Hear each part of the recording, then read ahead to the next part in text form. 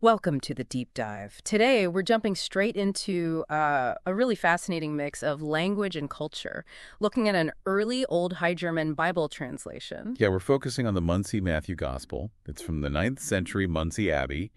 And what's so cool about it is, well, it's one of the oldest attempts we have of translating the Bible into what would eventually become German. Exactly. And our mission really is to see how this translation shows Christianity starting to influence, the older Germanic ideas about the supernatural. And it hits you right away. The very first line of the first chapter, It uses the word Diubil, their word for devil, to translate the Latin demon, which means demon. Okay, that definitely makes you pause, right? Absolutely. Because, at that time in Old High German, there wasn't really a direct word for the Christian idea of a demon. So the translator, they grabbed the closest thing they had, Diubil. But Diubil, that already meant something specific, didn't it? It meant devil. So what does that tell us about the world they were translating for? You have to imagine the pre-Christian Germanic mindset. Right. Think misty forests. Filled with spirits, nature gods, and these uncanny beings they called unholden. Unholden, like unsettling figures. Yeah, sort of. And in that older view, the lines between, let's say, good and evil weren't so clear-cut. The gods, the spirits, they could be helpful and harmful, capricious, not this strict good versus evil thing Christianity brought. So then Christianity arrives, and suddenly there's this need to define these specifically bad entities. We start seeing new terms like Bösergeist. Bösergeist, yeah, meaning evil spirit.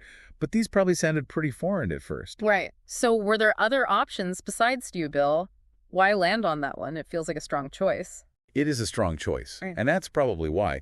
While other words for spirits existed, Diubil likely had the most negative punch available, even if it wasn't a perfect one-to-one match for this new Christian concept of a demon as like an enemy of God. So the existing sort of unease around those unholden, maybe, the unsettling, not quite good, not quite bad beings, that made Diubil feel closer. Possibly, yeah.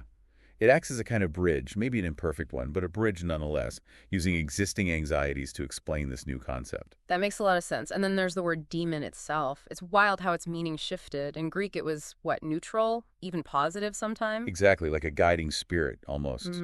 It only got its negative meaning, the evil association, much later through the Latin demonium used in Christian writings. So the translator using Diubil wasn't just looking for any word. It really captures this huge cultural and religious shift happening right then. Precisely. And this new way of thinking about demons as these purely evil beings, it had real consequences in society, didn't it? Oh, definitely. Suddenly, conditions like, say, epilepsy could be seen as demon possession, which then leads to practices like exorcism. Did the Germanic peoples have their own ways of dealing with spirit-caused problems before? How did that mesh or clash with Christian exorcism? It's a great question. We don't have perfect records, obviously, but it's very likely they had traditional ways, charms, maybe rituals, trying to appease spirits. Christian exorcism, focusing on God's power over demons, offered a totally new framework. It probably replaced or maybe even blended with some older practices over time. And the Christian definition of a demon got really specific. Right. Fallen angels sided with Satan, trying to mess with humans through witchcraft, occult stuff, spirit mediums, that whole picture. It's such a huge change.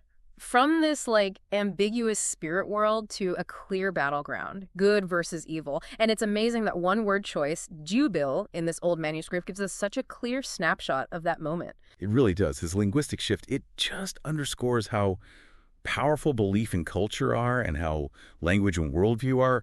Well, they're totally tangled up together. We still see that today, Absolutely. So the key takeaway here is that the seemingly small choice in the Mondsee Matthew using Diubil for daemon, it's actually a massive clue. It opens a window onto this clash between Germanic and Christian ideas and how language itself had to stretch and adapt. Yeah, it really had to evolve, which leads us to, I guess, a final thought for everyone listening.